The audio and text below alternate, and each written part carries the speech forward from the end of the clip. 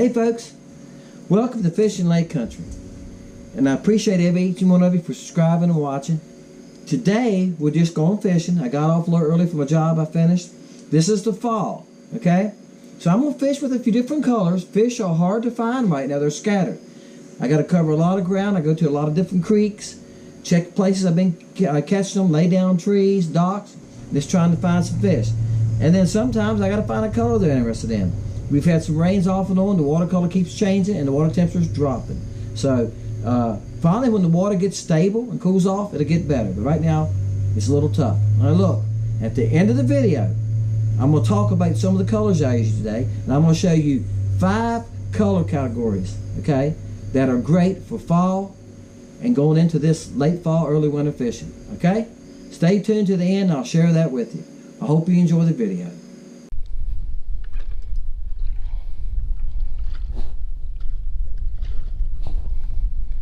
Guys, I got my camera on there. I see that.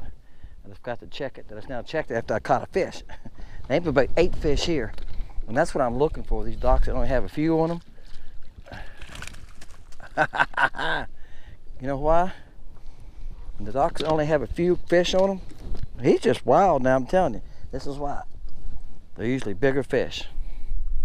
All right, guys, y'all just hold on. I'm gonna change my camera to wide view. Alright guys, I changed it so you can see this fish better. There's no willowtail. This is a chartreuse with a little bit of pearl in it. Just a little bit of pearl, just enough to knock that brightness off the chartreuse. What y'all think? That's a nice crappie, isn't it? Alright guys, he's 14 and a half.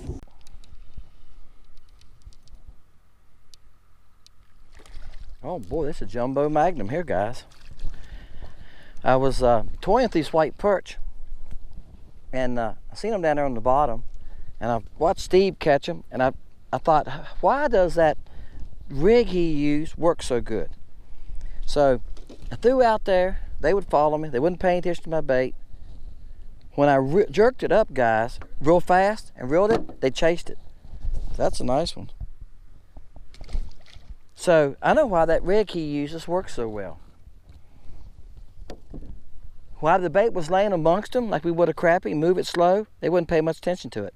As soon as I started reeling it fast to take it away from them, oh, they all start chasing it. All right, guys, my battery died, so I just quit reeling the fish in, leaving from around the side of the boat. As soon as I cut the camera on, my battery died. I checked it a few minutes ago. He's a nice crappie. He's probably keeper size. Right, guys, I'm junk fishing today. I haven't caught many fish. The first place I caught the big fish, the nice crappie, there was about, it wasn't a bunch of them there. Still handicapped too, guys. Still waiting for my part to come in. Got the camera don't have the tripod. Right there they are. That's a tree. And a lot of those green marks are crappie. Not all of them. Watch, as I turn it, y'all can tell it's a tree. Wait a minute. 35 feet from it. All right. But a lot of those are crappie. It's an underwater tree.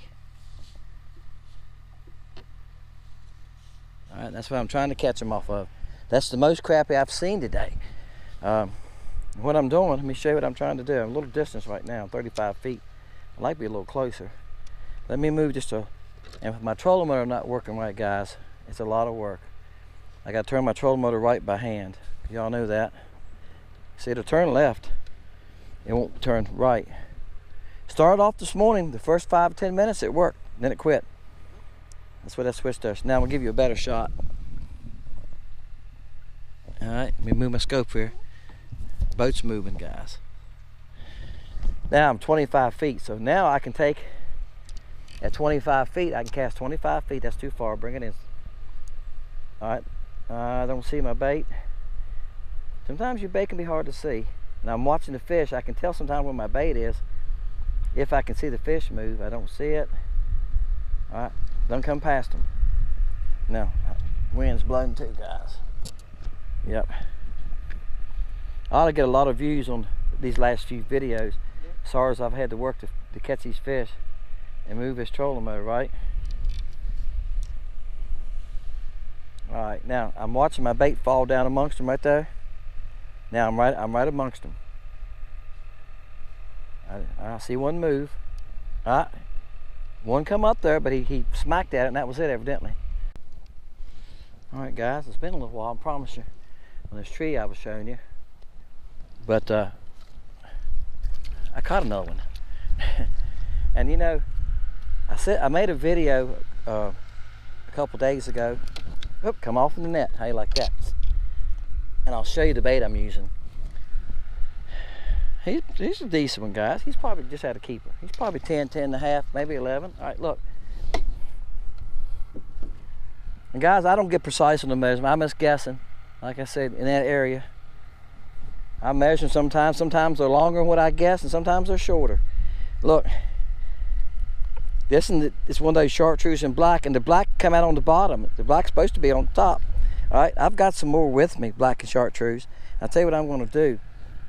I'm going to put one on, a better one on. All right, guys. I don't know if this might be a crappie or if it's a white perch. There's a school of fish that were coming through by this tree. It's a bass. So I didn't know what it was. It was about 10 of them moving. It's a bass while he's fighting. Yeah. Somebody that won a port to catch told me that they've been catching bass on these baits. I told them I have to. And this, you know, this 4-pound test, that makes a good fight, doesn't it? That's on the willowtail. All right. Guys, I caught another one. Bam. Bam. That's a decent one too. That's on the willowtail. This is that. Yeah. This is on the willowtail here. It's a nice one. About 11 and a half. Oh goodness gracious. This fish took a drag, guys. I thought it was gonna be. This tree has crappie in it, guys. I'm not lying to you. I've been here 20, 25 minutes because I can't get the bait to them. I done lost a couple baits. It's a nice crappie. I backed off a little bit. I thought they was decent crappie. That's why I kept fooling with them. All right, y'all have heard me say this before. When you find a tree that has 15 or 20 crappie on it, that's it. Usually that's your bigger crappie, guys. I had nothing to compare him to on the size. I then went through a couple different colors. And he's not a monster, but it's a nice crappie. Finally, watermelon candy. I'm just junk fishing today, guys. I'm using different stuff. They would follow me once in a while. I thought so. Look at that, guys. He's 14 exactly. 14 inches. They would follow me out a little ways. I'll get my hand out of the way, guys. Look how thick he is, though. Whew. Look at that. Great time of day. Yes, sir. Just playing, guys. Whew. I tell you, it feels good because I fought. Gosh, the wind's awful. As you can see already how far I'm from the tree. I'm 50 feet from it already because that wind's carried me that far. The wind's awful. I don't have a right turn on my trolling. I'm doing it by hand. Trying to get close enough. I kept getting up about 15, 20 foot. Hung up. Had another jig on. Then went through a couple of colors. Some of the colors, guys, they wouldn't even pay any attention to. Now, this green right here, isn't it pretty? They wouldn't pay any attention to it. They wouldn't pay any attention to this yellow tail. I put this watermelon candy on here, and I put some scent on it. Now this I think it's called Hog Hunter scent. I bought it at the local bait shop, guys, and I don't like the bottles they come in. And I bought this bottle years ago, and I just pour everything in it. All right, and after I put that scent on there, bam! Y'all know the rest of the story. First cast. All right, guys, this fish got me hung up. I just kept pulling. Oh, shoot. I know why now. I don't know how I'm getting him in. He got me hung up, and I just kept pulling. I don't have a 4-pound test.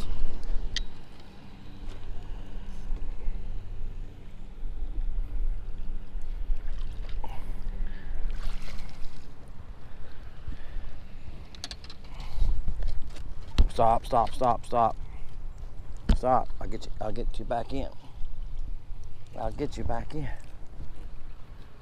Well, he came off the net too, did he? Probably broke my line, no? No. I don't know where my jig is. Don't know where my jig is, guys. Look at that. On 4-pound test. On 4-pound test. That's a largemouth too. We have spotted bass in here, guys, and there's a lot of the spotted bass in here. He's 15 7/8. 15 7/8. Now, that's a nice bass, guy, on 4-pound test, a crappie jig and a crappie rod. And look, I got 4-pound P-Line on here, FloroClear, P-Line FloroClear. There's my jig. That was on that watermelon. All right, guys, I almost vertical jigged this one. I'm up on top of the tree. The wind's done pushed me around. And I thought, well, I'm gonna stay. I don't have a good trolling motor. I'm here. I'm gonna stay here. And he's a smaller one, and that's the size I thought most of them were going to be in this tree. I seen it was a couple toward the bottom that was bigger, and one of them was a bass. I figured that one was a bass. He kept swimming through every once in a while through the bottom of the tree. It's a big tree here. If y'all can tell going out back there, it's huge. And I could see him go through the tree line. Look here. See the fish in the tree scattered? And I would see the bass down in the bottom, next to the bottom, going through once in a while. Now you get a better shot at the crappie right there. So they're in a little circle there, aren't they? And they're hard to get to because I keep getting tangled up, hung on the tree. You got to get to fall through the tree limbs to get to them. And I got really close that last time. There comes a school of shad to the left of them here. See right there.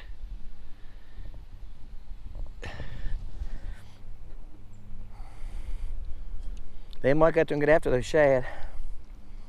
But when you get on a tree like this or something, guys, and it's got a lot of cover to it, it takes a while. You just can't cast over and reel back 2 times and go on. I've been here, guys, a good 35 minutes now. And I've caught 2 or 3 crappie and a bass. And they're not paying a lot of attention to me, but they're nipping at me once in a while. And that's why I've been switching colors. I throw one color a couple times and switch. Just to see if I got something to trigger them a little bit. So far, this watermelon candy has been the best color for me. Like I said, if I had a trolling motor, that would help me. I think I gotta get over here close to the tree to catch him, guys. I don't know how many times I've cast it at him. I'm gonna swing him up too. He's small. You can see I'm a little closer to the tree. Actually, right there's the end of it.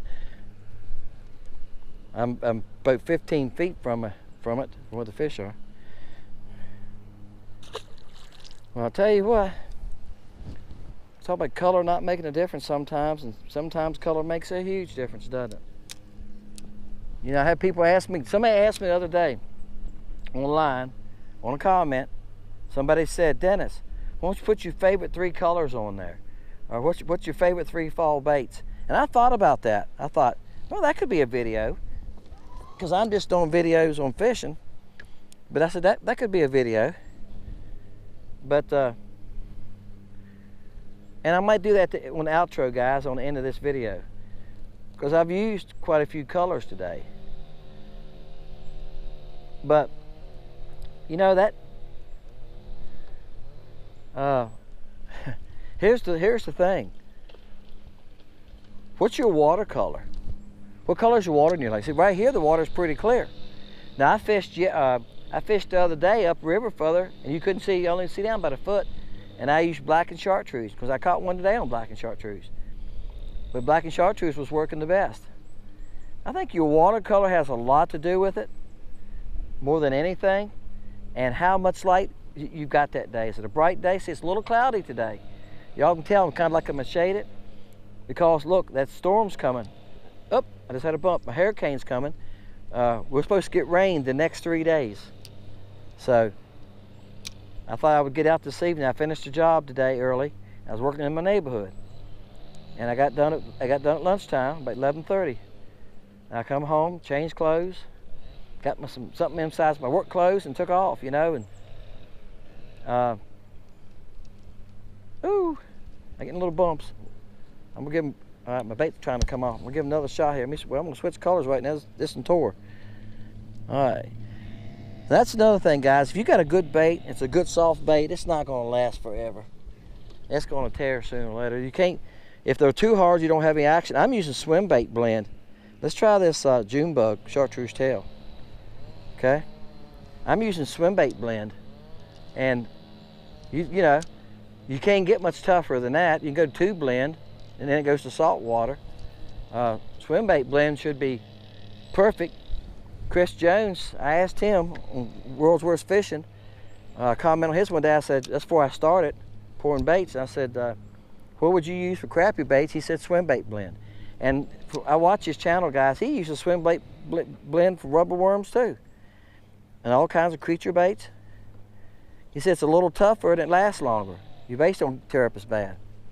So, and he's right. It is pretty tough, but you're going to tear them anyway. Look here, got one.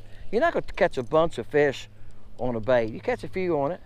And I showed you, wow, wow. I'll get the net on this one. Wow, my goodness gracious. Look at this rod bent, guys. Great.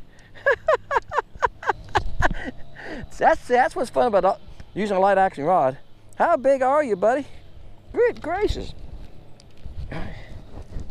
He's throwing a fit. Oh, he is a nice one. No wonder you put bending my rod. Good gosh. Look at this one. Oh my gosh, what a pig. I was wondering why you was bending that rod so much, big pig. Woo! Look at this one, guys.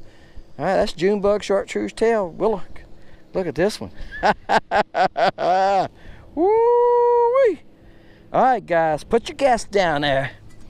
But I'll talk about that. I think at the outro, I'll talk about the colors, okay? A little bit. Woo, guys, look here.